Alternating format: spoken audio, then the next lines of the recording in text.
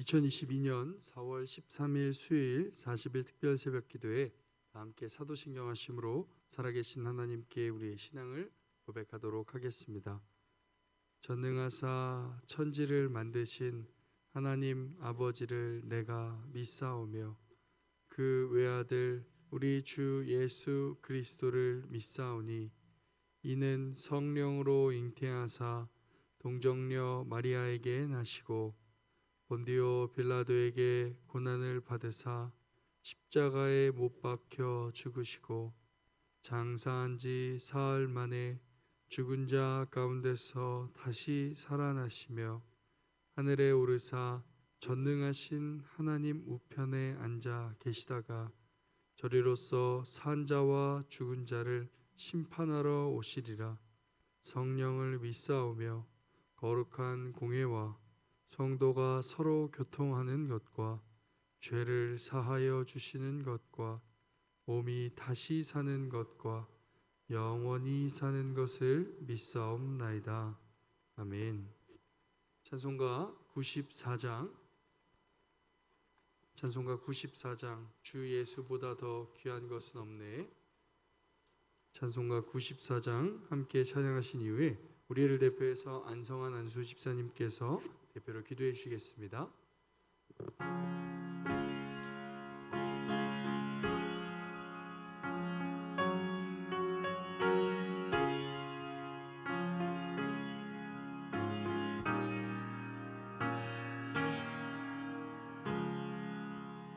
주 예수보다 더 귀한 것은 없네. 이 세상 부귀와 바꿀 수 없네. 영죽은 내 대신 돌아가신 그 놀라운 사랑 잊지 못해. 세상 즐거움 다 버리고 세상 자랑 다 버렸네. 주 예수보다 더 귀한 것은 없네. 예수 밖에는 없네. 주 예수보다 더 귀한 것은 없네. 이 세상 명예와 바꿀 수 없네. 이전에 즐기던 세상 일도 주 사랑하는 나 뺏지 못해. 세상 즐거움 다 버리고 세상 자랑 다 버렸네. 주 예수보다 더 귀한 것은 없네.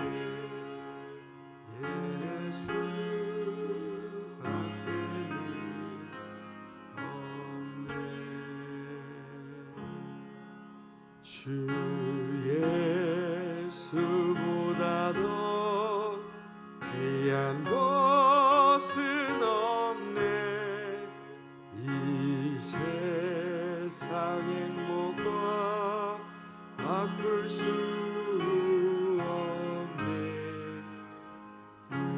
유혹과 핍박이 몰려와도 주 섬기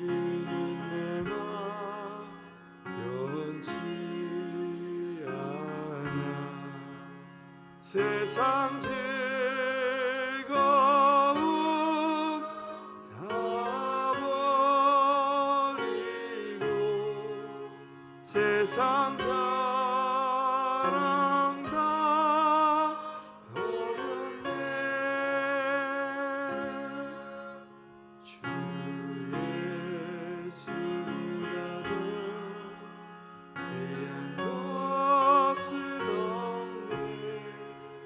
예수 밖에는 없네.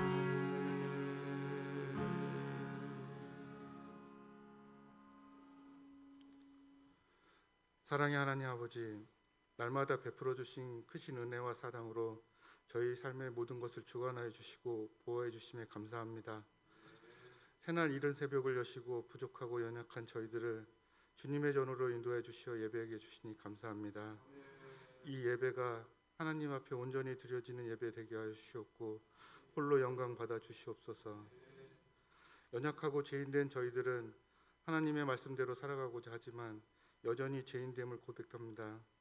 저희 죄와 의로움에 대하여 회개하게 하여 주시옵소서.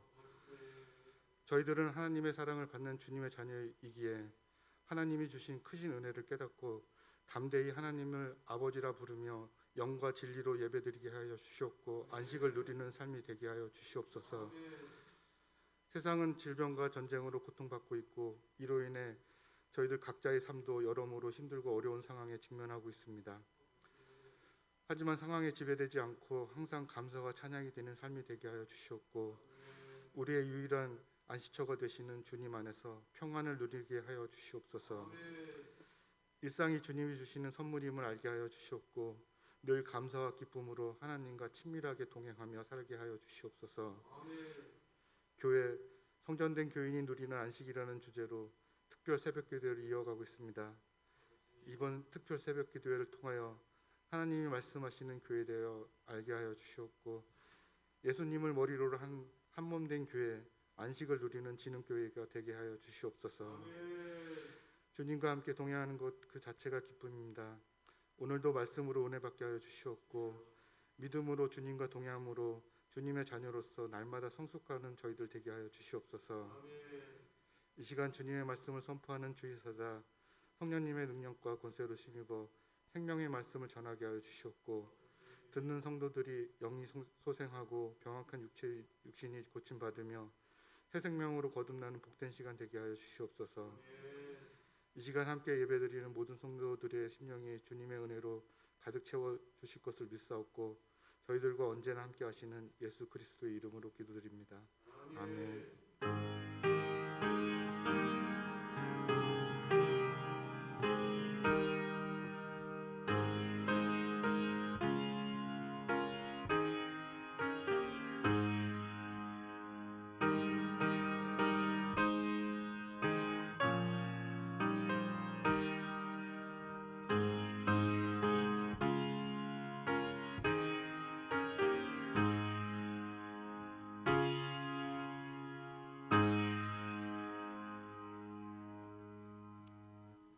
오늘 우리에게 주시는 하나님의 말씀은 마태복음 19장 16절에서 22절까지의 말씀입니다. 마태복음 19장 16절에서 22절까지의 말씀입니다. 제가 가진 성경으로는 신약 32쪽에 있습니다. 마태복음 19장 16절에서 22절까지의 말씀, 제가 가진 성경으로는 신약 32쪽에 있습니다. 다 자신 줄 알고 제가 봉독해 올리겠습니다. 사람의 말이 아닌 하나님의 말씀입니다. 어떤 사람이 주께 와서 이르되 선생님이여 내가 무슨 선한 일을 하여야 영생을 얻으리이까? 예수께서 이르시되 어찌하여 선한 일을 내게 묻느냐? 선한 이는 오직 한 분이시니라. 내가 생명에 들어가려면 계명들을 지키라. 이르되 어느 계명이노이까? 예수께서 이르시되 살인하지 말라, 간음하지 말라, 도둑질하지 말라, 거짓 증언하지 말라, 내 부모를 공경하라, 내 이웃을 내 자신과 같이 사랑하라 하신 것이니라.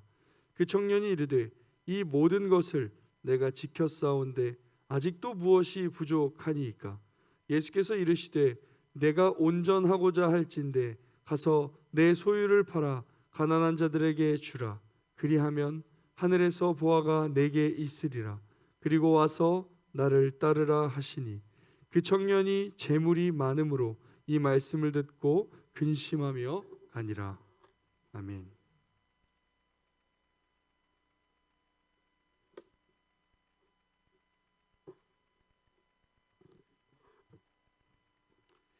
하나님께 드려진 예물이 있습니다. 우리 기도하십시다. 진리이신 예수님, 오직 진리이신 예수님으로 자유함과 안식을 누리는 그런 신앙생활을 간절히 소망하며 오늘도 40일 특별 새벽기도에 예물을 구별하여 올리는 손길인나이다. 하나님 이 예물과 그의 심령과 그의 삶을 받아주시고 영광을 거두어 주시옵소서. 참 진리와 참 안식의 기쁨이 가득하게 하여 주시옵소서. 예수님의 이름으로 기도드립니다. 아멘. 자, 오늘도 우리의 선포지요. 같이 선포하십시다. 시작. 하나님, 제가 예배자입니다. 공동체여 다시 일어나라. 아멘. 오늘은 예수 복음이 안식의 시작이고 끝입니다. 이런 제목으로 하나님 말씀 나누겠습니다. 2022년도 고난주간 수요일 새벽입니다. 이번 2022년 고난주간 우리는 복음과 안식이라는 주제로 말씀을 나누고 있습니다. 이번 주 새벽 예배 메시지는 우리 진흥교회 유튜브 영상으로 다시 볼 수 있습니다.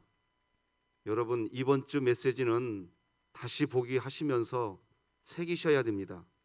왜인고 하니까 십자가 복음을 가장 깊게 이해하기 위해서 최선을 다해 복음과 안식에 대한 메시지를 준비해 보았습니다. 기존의 신앙생활을 하시다가 이것이었구나. 아마 어제 메시지도 우리가 회개해야 한다고 할 때 죄를 회개해야 하지만 의로움도 회개해야 된다고 그랬습니다. 아니, 어떻게 의로움도 회개해야 되는 회개하라는 거야? 여러분, 혹시 어떤 분은 저에게 어제 그러시더라고요. 목사님, 처음 깨달았습니다. 의로움도 회개해야 된다는 걸 처음 깨달았다고 어제 저에게 연락을 주시더라고요. 어제 말씀드렸지만 우리는 어떤 수고로도 의로워질 수 있는 존재가 아닙니다. 그런데 내가 어떤 일을 했다고 내가 의롭게 여기는 것, 그게 사실은 예수님을 머리로 한 몸 된 교회 되는 일에 있어서 가장 큰 걸림돌입니다. 죄는 회개합니다. 자기가 알아요. 그런데 내가 의롭다고 여겨졌거든요. 내가 의로운데 여기가 큰 문제가 됩니다. 이번 주 메시지를 영상으로 다시 보기 하면서 메모하시면서 공부하듯이 십자가 복음을 묵상할 수 있기를 바랍니다. 자, 오늘은 예수 복음이 안식의 시작이고 끝이라는 주제로 메시지를 지나는데요. 싱클레어 퍼거슨이라고는 참 위대한 학자가 있습니다. 이분은 책에서 온전한 그리스도라는 책에서 율법주의와 반율법주의는 한 어머니의 자궁에서 나온 이란성 쌍둥이다, 이런 말을 합니다. 이 말은 기독교 복음, 이 기독교 복음이 있는데 이 복음을 조금만 잘못 이해하면 율법주의에 빠지고 이 복음을 조금만 잘못 이해하면 율법 필요 없다고 하는 반율법주의에 빠진다는 얘기입니다. 그래서 이 문제 때문에 기독교 역사에 메로우 논쟁이라는 것이 있었습니다. 메로우 논쟁이 뭔고 하니까 스코틀랜드의 교회 안에 있었던 도대체 복음이 뭐냐? 스코틀랜드 교회가 혼란에 빠져버렸습니다.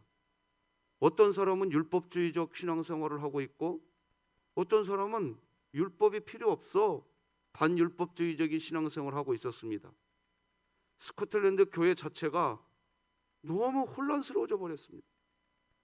그래서 메로우 논쟁이 시작됩니다. 도대체 복음이 뭐냐? 우리가 믿고 살아가야 할 복음이 무엇인지 제대로 한번 정리해 보자. 그래서 이 매로운 논쟁을 통해서 기독교는 아주 유익해졌습니다. 매로운 논쟁 당시부터 오늘날 교회에 이르기까지 기독교의 정말 오랜 숙제가 이 매로운 논쟁으로 얼마나 큰 유익을 얻었는지 모릅니다. 그림으로 드리면 이런 겁니다. 복음이 있는데 자칫 잘못하면 율법주의로 빠지고 자칫 잘못하면 반율법주의, 율법이 필요 없다라고 빠지더라는 겁니다. 이게 굉장히 큰 해악이 됩니다. 복음이 있는데 다시 말하지만 조금만 오해하면 율법주의에 빠지고 또 반대로 복음을 조금만 오해하면 율법 필요 없다라고 하는 반율법주의에 빠지는 신앙생활에 어려움이 있더라는 겁니다. 이 부분을 설명하기 위해서 싱클레어 퍼거슨은 자신의 책에서 온전한 그리스도라는 책에서 율법주의와 반율법주의는 한 어머니의 자궁에서 나온 이란성 쌍둥이다라고 설명합니다. 예를 들면 이런 겁니다. 제자훈련과 같은 교회 내 신앙훈련 프로그램이 있습니다. 교회에서 이런 신앙훈련 프로그램에 참여하고 나서 그리고 난 뒤에 성도들의 모습을 보면 신앙훈련을 받고 난 후에 하나님의 은혜가 강조되는 게 아니라 오히려 나는 이 교회에서 이런 훈련 다 받았어 하는 이유로, 나는 성경을 많이 이제 알고 있다는 이유로 사람의 의가 더 강화되더라는 겁니다. 그래서 신앙훈련은 강해지는데 율법주의 그리스도인들이 만들어진다는 겁니다. 신앙훈련 받은 만큼. 마찬가지로 어떤 목사님은 이런 이야기를 하십니다. 설교를 하실 때 성도들과 우리 그리스도인들이 삶에 적용, 말씀을 삶에 적용하는 부분을 강조하는 식의 설교를 본인은 많이 하셨다고 이야기하시더라고요. 그런데 그 말씀을 삶에 적용할 수 있게 하려고 설교를 했는데 신기하게도 그 설교를 많이 듣고 신앙생활 하신 분들은 그 말씀을 통한 자유, 그 말씀을 진리를 통한 안식, 이걸 누리도록 해드리려고 그렇게 설교를 했는데 오히려 그런 설교를 들으신 성도님들이 도덕적 행위를 강조하는 식으로 신앙생활을 더 강화시키더라는 겁니다. 왜 이렇게 하실까? 그거는 복음을 오해한 겁니다. 도덕적 행위, 즉 율법을 지켜야 안식, 쉼을 누릴 수 있다고 하는 경향만 더 강해지더라는 겁니다. 신앙생활을 하실 때 도덕적 행위를 강조하시는 식으로 율법주의적 신앙생활을 하시면요, 신앙생활 하시는 본인 스스로 두 가지 고통에 빠집니다. 첫째, 도덕적 행위에 미치지 못하는 자기 자신에 대한 죄책감에 빠지실 겁니다. 근데 이 죄책감에 빠지면 죄책감이 싫거든요.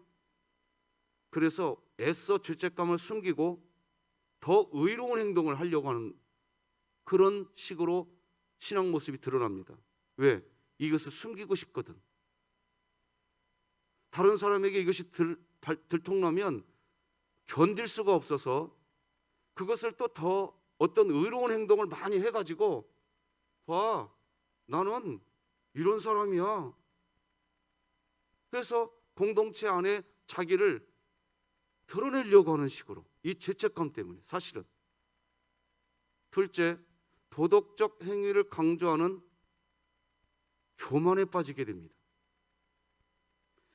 즉 도덕적 기준인 율법을 지키지 못하는 것을 자책하거나 율법을 지키지 못하는 다른 사람을 보면서 자신이 다른 그 사람들보다 훨씬 더 우월한 신앙을 가지고 있다고 하는 교만에 사로잡히게 된다는 겁니다. 자신이 율법주의자인지 율법주의자가 아닌지를 알아보려면 이건 간단합니다. 늘 누군가를 비판하는 경향이 자기 자신에게 있는지 없는지, 이걸 돌아보면 금방 알 수 있습니다. 우리 교회는 다른 교회보다 더 좋은 교회라고 여기는 그 마음은 너무 좋습니다. 그러나 문제는 우리 교회는 너네 교회보다 더 좋아 하면서 은근히 다른 교회를 무시하고 있다고 한다면 경계하셔야 됩니다. 그래서 이런 식의 이런 율법주의를 벗어나고자 전적인 하나님의 은혜, 율법이 아니라 전적인 하나님의 사랑, 변함없으신 사랑의 복음, 복음의 은혜를 강조해 드립니다. 하나님께서 무조건적으로 우리를 받아주시는 것이지 우리가 율법을 지킴으로써 하나님께 구원받은 것이 아니라는 것을 강조해 주십니다. 그러면 그 은혜에 머물러야 되는데 이렇게 전적인 은혜, 변함없으신 은혜, 무조건적인 사랑, 즉 복음의 선포를 해드리면 또 성도들과 그리스도인들이 어떻게 빠지느냐? 반율법주의에 빠져버립니다. 그러면 뭐 할 거 없겠네. 하나님이 다 알아서 하시겠네. 아무것도 하지 않아도 하나님이 나를 무조건적으로 사랑해 주시는 그 사랑이 있으면 되는 거 아니야?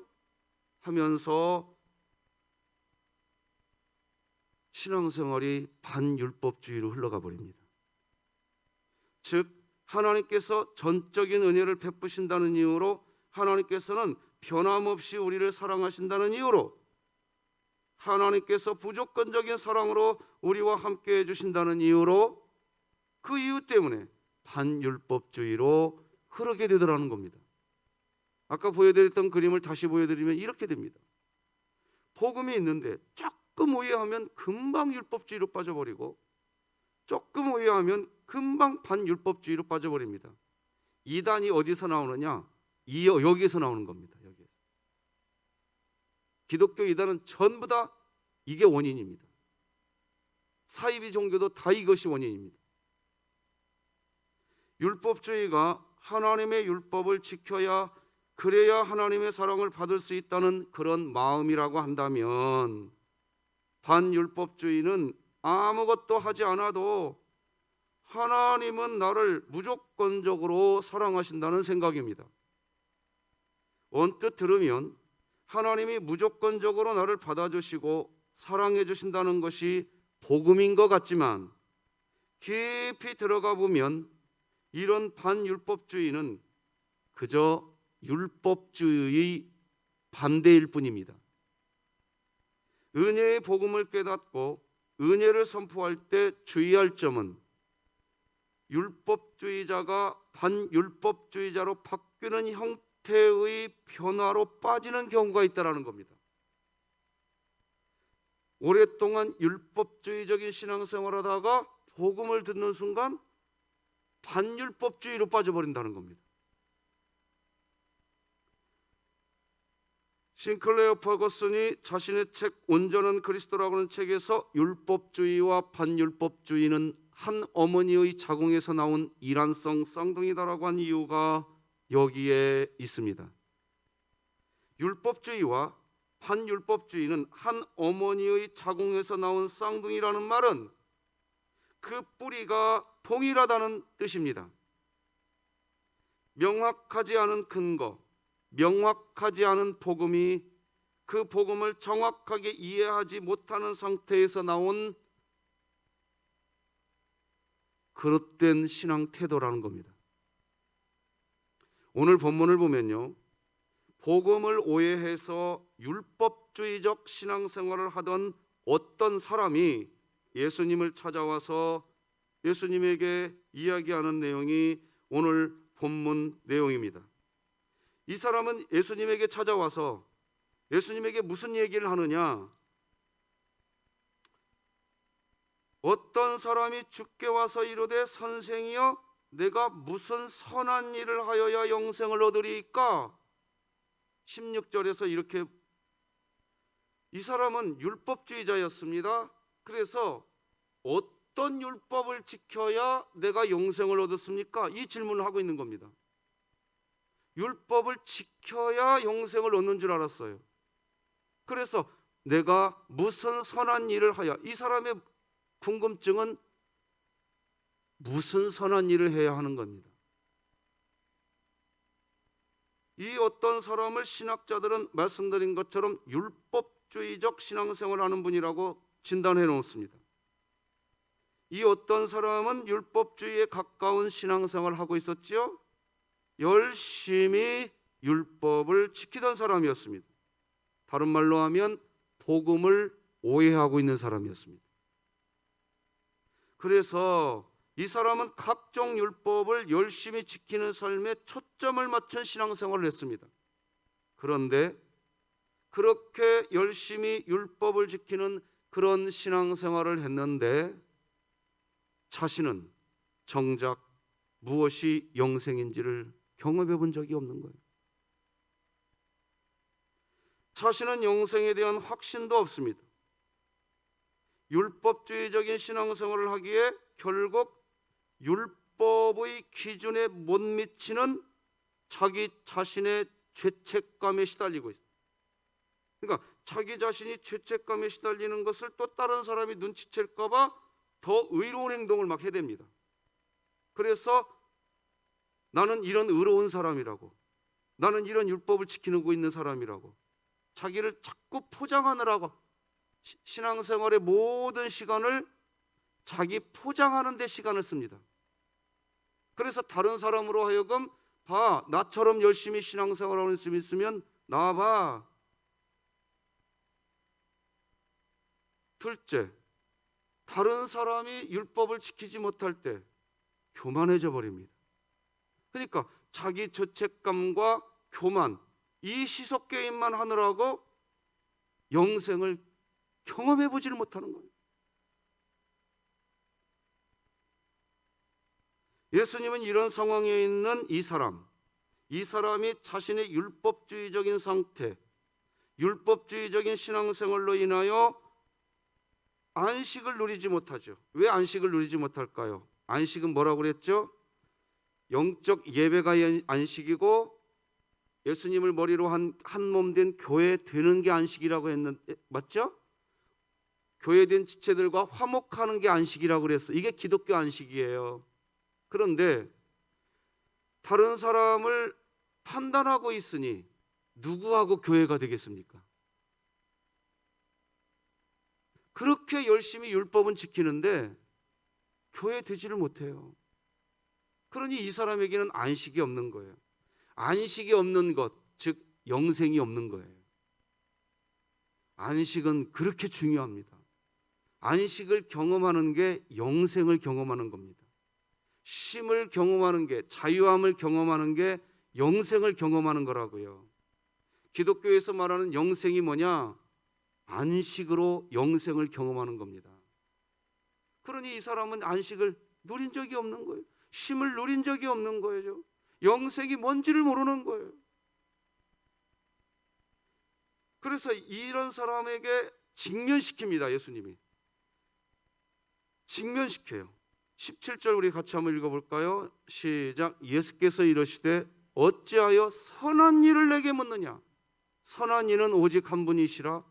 네가 계명에 들어가려면 계명들을 지키라. 자, 여러분 이 말씀 잘 보셔야 됩니다. 자, 예수님께서 이르시되 어찌하여 너는 선한 일을 묻느냐? 이게 무슨 말입니까? 너는 어찌하여 율법을 찾고 있느냐? 이 질문 아닙니까? 선한 이는 예수 그리스도 나밖에 없다. 네가 무슨 율법을 해서 잘 지켜서 네가 선해지는 거 아니니까 선한 어떤 일 그거 찾지 말고, 그 말 아닙니까? 그러나 네가 생명에 들어가려면 계명들을 지키라. 이 부분은 제가 이따가 설명해 드릴 건데 간단히 먼저 설명하면, 선한 이가 예수님이니까 그러면 우리가 지켜야 할 계명은 뭘까요? 사실은 예수님 안에 있으면 되는 겁니다. 할렐루야. 우리가 어떤 계명을 다 지켜서 선해질 수가 없어요. 선한 이는 없어요. 의인은 없나니 한 사람도 없어요. 예수님만 의인이에요. 그러니까 우리가 의롭게 되려면 어떻게 해야 되느냐? 예수님 안에 있으면 되는 거예요. 그러니까 우리가 지켜야 할 계명은 예수님 안에 있으면 되는 거라고요. 그 계명을 지키면 되는 거예요. 근데 예수님 안에 있는 계명이 뭐냐? 하나님 사랑, 사람 사랑이라고요. 오늘 새벽 예배 메시지가 혹시 이해 안 되시면 부탁드립니다. 다시 영상으로 집에 가셔서 유튜브에서 보셔야 됩니다. 제가 설명하는 한계가 여기까지입니다. 오늘 새벽 시간에 제한도 있기 때문에 이 부분 더 설명 못합니다. 이어서 내려가겠습니다. 자, 이렇게 계명을 지키라고 해놓고 예수님이 18절 19절에서 여러 가지 계명을 한번 열거해 줍니다. 이르되 어느 계명이 오니까 이제 묻는 거예요. 무슨 계명 지켜야 됩니까? 이 어떤 젊은 청년이 묻죠. 그때 예수님께서 이르시되 살인하지 말라, 간음하지 말라, 도둑질하지 말라, 저짓 증언하지 말라, 네 부모를 공경하라, 네 옷을 네 자신과 같이 사랑하라 하신 것이니라. 자, 이렇게 이 얘기를 하는데, 자, 네 자신과 같이 사랑하라 하신 것이니라, 이 19절 눈여겨 놓으셔야 됩니다. 자, 그런데 이 말을 들은 이 젊은 청년이 뭐라고 대답합니까? 이 사람은 앞서 말씀드린 것처럼 율법주의에 가까운 신앙생활을 하던 사람이었어요. 율법주의적 신앙생활을 했기 때문에 예수님이 이야기하신 이런 율법들 자기는 다 지켰다고 얘기합니다. 왜? 율법주의적인 삶을 살았으니까. 그래서 20절 같이 읽어봐요. 시작. 그 청년이 이르되 이 모든 것을 내가 지켰는데 아직도 무엇이 부족하니까? 답답한 거예요, 이 사람도. 자, 무엇이 부족하니까 라고 했는데 이 사람 스스로 오류에 빠져 있는 겁니다. 16절에서 뭐라고 했어요? 자기가 예수님 찾아와서 무슨 선한 일을 해야 하냐고 물어봤어요, 안 물어봤어요? 자기가 물어봤다고요. 뭘 더 해야 되냐고. 그래서 예수님께서 이 얘기했는데 내가 뭘 더 해야 되냐? 20절에서는 예수님께 반항을 합니다. 지금 이게 율법주의의 전형적인 특징입니다. 분명히 16절에서는 자기가 자기 입으로 예수님께 뭘 더 해야 하냐고 물어봤어요. 그래놓고 20절에서는 자기가 자기 입으로 뭘 내가 부족하다고 얘기하냐? 자기 의로움에 빠져 있는 겁니다. 율법을 지켜야 그래야 안식을 누리고 쉼을 누릴 수 있는 줄로 착각했던 사람입니다. 율법을 지켜야 영생을 얻을 수 있다고 생각했었습니다. 그래서 열심히 율법을 지키는 삶을 살았습니다. 그런데 우리가 아는 것처럼 율법을 지킴으로 영생을 얻을 수 있는 게 아닙니다. 안식 얻을 수 있지 못해요. 나아가 율법을 지키는 것도 내가 율법을 지킬 수 있는 기준선이 있는 거예요. 기준선. 왜냐하면 사람은 누구도 완벽하지 못하기 때문에요. 결국은 율법 다 못 지켜요. 이 사람도 마찬가지였어요. 오늘 본문 18, 19절에서 이야기한 이 정도의 율법은 이 사람은 충분히 감당할 수 있는 율법이었었어요. 자, 그래서 이제 문제는 21절에서 발정합니다. 예수님께서요, 정말 강력한 율법을 하나 던져줘 버립니다. 21절 읽어드려 볼게요. 예수께서 이르시되 네가 온전하고자 할진대 가서 네 소유를 팔아 가난한 자들에게 주라. 그리하면 하늘에서 보화가 되게 있으리라. 그리고 와서 나를 따르라 하시니. 자, 18, 19절에서 예수님께서는 살인하지 말라, 간음하지 말라, 도둑질하지 말라, 거짓 증언하지 말라, 이런 정도의 율법 지켜라 그랬더니 이 사람이 뭐라고 그랬어요? 그 정도는 다 지켰다 그랬어요. 자, 그러니까 어느 기준선이 있는 겁니다. 그 기준선 아래에 있는 율법은 다 지킬 수 있었어요. 자, 그런데 예수님이 이제 기준선 그 위에 있는 것을 얘기해 본 겁니다.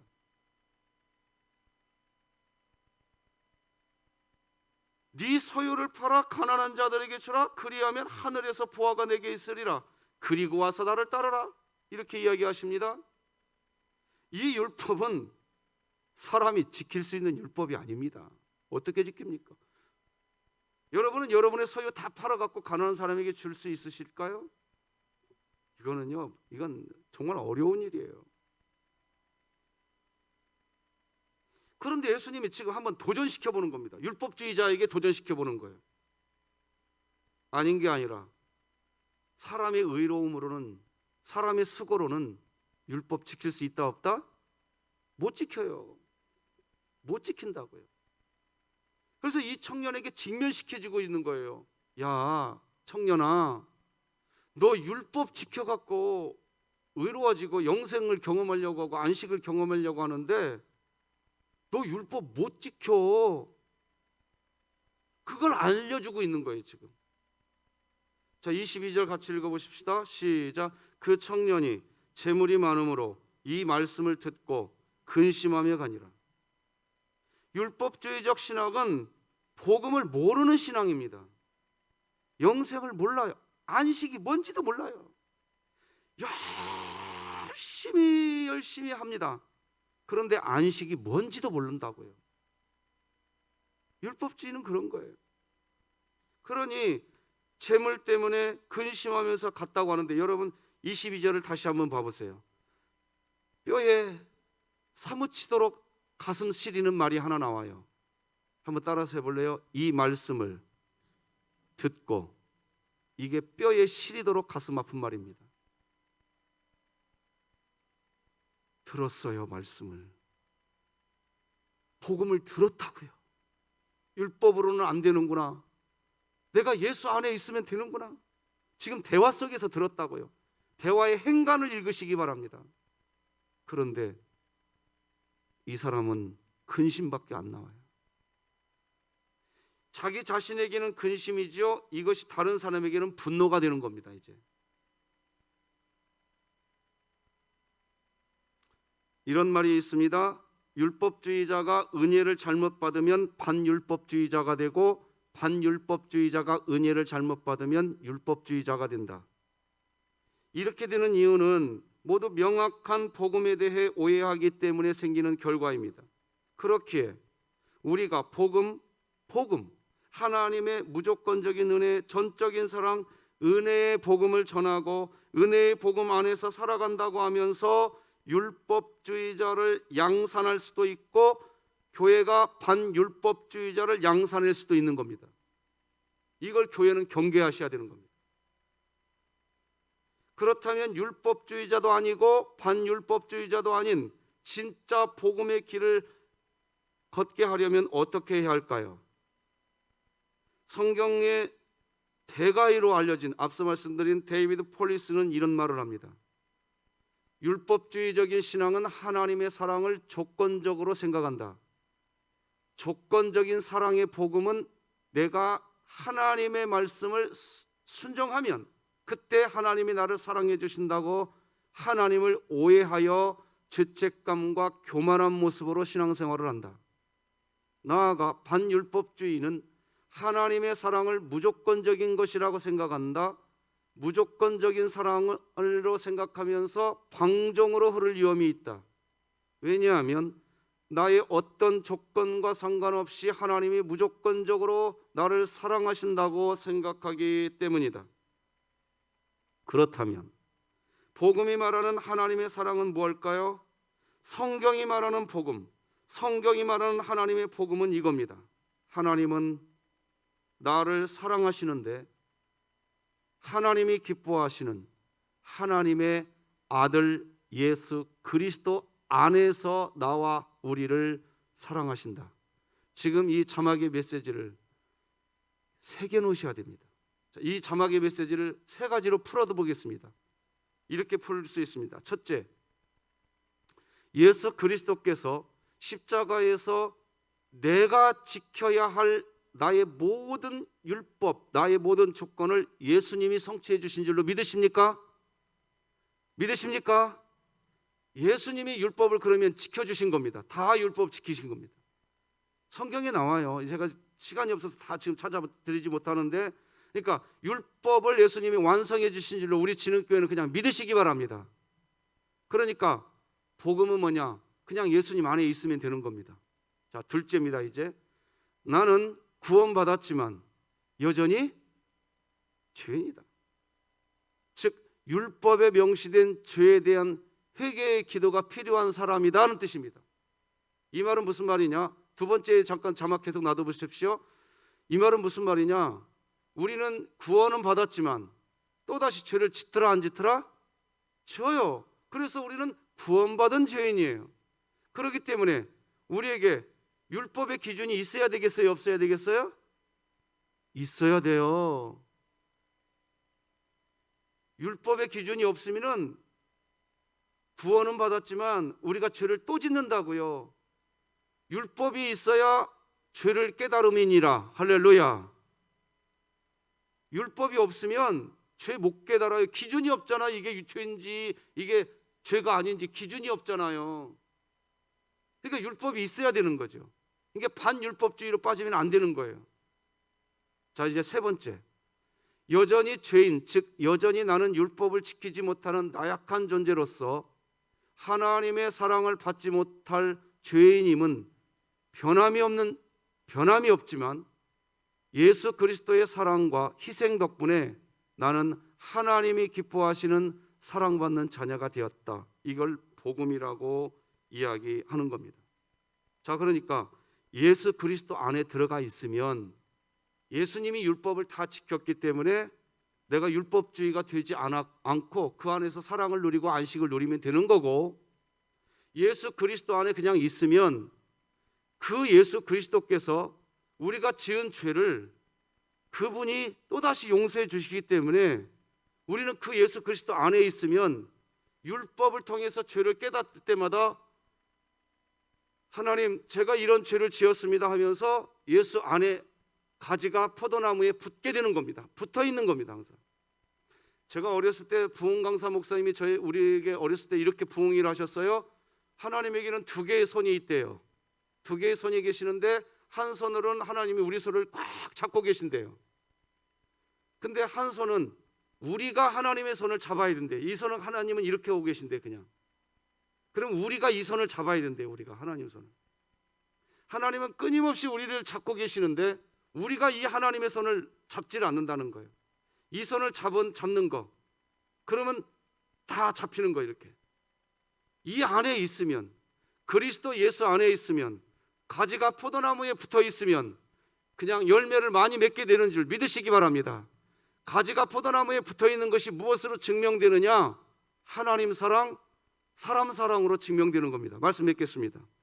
은혜의 복음을 믿고 산다고 하면서 예수 그리스도가 중심이 된 한 몸 된 교회가 되지 못하면, 은혜의 복음이라는 이유로, 무조건적인 하나님의 사랑이라는 이유로 우리는 자칫 반율법주의에 빠져서 나는 회개할 것도 없다고 하는 식의 잘못된 신앙 방종에 빠질 수 있습니다.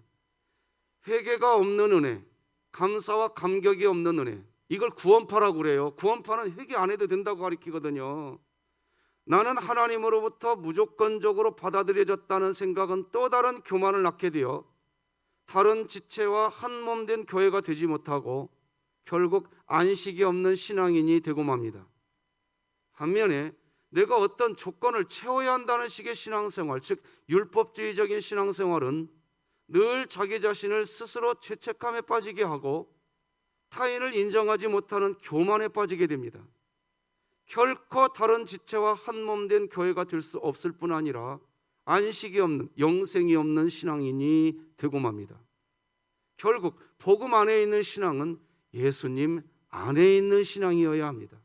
첫째, 예수 그리스도께서 십자가에서 내가 져야 할 나의 모든 율법을 조건을 성취해 주셨다는 것을 믿으시길 바랍니다. 둘째, 나는 구원받았지만 여전히 죄인이기 때문에 매일매일 회개하면서 율법을 무시하지 말고 그 율법을 가지면 가질수록 매일매일 회개하면서 하나님 사랑, 사람 사랑 그 안에 있기를 주님의 이름으로 축복합니다. 셋째, 여전히 죄인, 즉 여전히 나는 율법을 지키지 못하는 나약한 존재로서 하나님의 사랑을 받지 못할 죄인이면 변함이 없지만 예수 그리스도의 사랑과 희생 덕분에 나는 하나님이 기뻐하시는 사랑받는 자녀가 되었다는 복음 안에 있기를 주님의 이름으로 축복합니다. 그래서 은혜의 복음은 반드시 예수 그리스도 중심적일 수밖에 없습니다. 우리는 오직 예수 그리스도가 답입니다. 나는 죽고 내 안에 주님만 사는 신앙인이 되게 하여 주시옵소서. 예수 복음만이 안식을 누리는 삶의 시작이고 끝인 줄 믿으시기 바랍니다. 기도하겠습니다. 하나님 아버지 감사합니다. 주 예수보다 귀한 것은 없네. 세상 부귀와 영화 다 버렸네.